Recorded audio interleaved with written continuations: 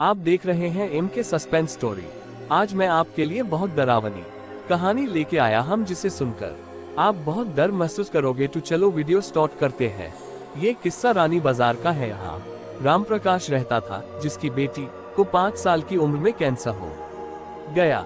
कई डॉक्टरों को दिखाने और इलाज कराने पर भी उसमें किसी तरह का सुधार नजर नहीं आया। होते होते एक रात कैंसर ने उसकी जान ले लो। उस बच्ची की जान रात को करीब 1 बजे गई थी। उसी रात को पास के ही एक गांव की महिला मोहिनी को एक ट्रक ने टक्कर मार दी थी।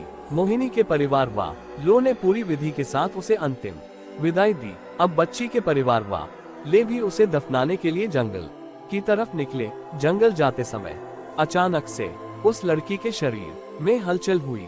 सभी हैरान हो गए कि मृत लड़की का शरीर कैसे हिल रहा है। थोड़ी ही देर में लड़की जिंदा हो गई और उसके परिवार वाले खुशी खुशी उसे अपने साथ घर ले आए। किसी को इस बात की भनक न ही थी कि उस लड़की के अंदर उसी रात ट्रक से टकराने वाली मोहिनी की आत्मा घुस गई थी। बच्ची जब से मौत से लौटकर आई थी, तब से ही उदास और चुपचाप एक कोने में बैठी रहती थी। एक दिन उसकी माँ ने उसे खुद अपने हाथों से खाना खिलाया और मामा के घर लेकर जाने की बात कही। खाना खिलाकर छोटा उसे अच्छे से तैयार कर वो उसे अपने मायके ले गई। रास्ते में वो बच्ची जैसे ही उस ट्रक के हादसे वाली जगह पहुंची तो उसने अपनी माँ को कहा कि मेरा गांव इधर है। माँ ने उसकी बातों पर बिल्कुल गौर नहीं किया और उस बात को हंसी में टाल दिया।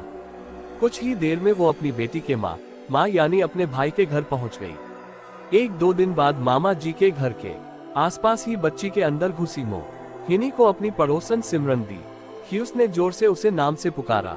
सिमरन ने पलटकर देखा तो एक छोटी बच्ची थी। उसे बड़ी हैरानी हुई कि इस लड़की को मेरा नाम कैसे पता है। तभी मोहिनी ने अपने साथ बीती सारी बातें उसे बता दी।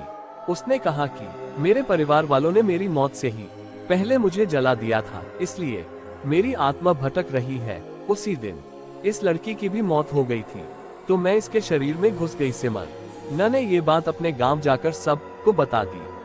पूरे गांव वाले और उसके रिश्तेदार मोहिनी से मिलने के लिए उसी बच्ची के मामा के घर के पास पहुंच गए। उस लड़की के अंदर रह रही मोहिनी की आत्मा ने सबको एक एक करके पहचान लिया। कुछ देर बातें करने के बाद वो अपने परिवार वालों के अपने घर चली गई। अब उस लड़की की माँ बच्ची को घर में न देखकर परेशान थी। जब उसे पता चला कि वो कुछ लोगों के साथ दूसरे गांव गई है, तो वो उसे बुलाने के लिए चली गई। अपने परिवार के साथ खुश मोहिनी ने वापस आने से मना कर दिया। पास के ही लोगों ने उसे समझाया कि तुम्हें दोनों परिवार के साथ रहना चाहिए, इससे सभी को खुशी मिलेगी। तुम किसी एक परिवार को दुखी नहीं कर सकती हो। इस बात को सुनने के बाद लड़की के शरीर में रह रही मोहिनी अपनी माँ के साथ वापस आने के लिए राजी हो गई। अब वो दोनों परिवारों के साथ खुशी खुशी रहने लगी।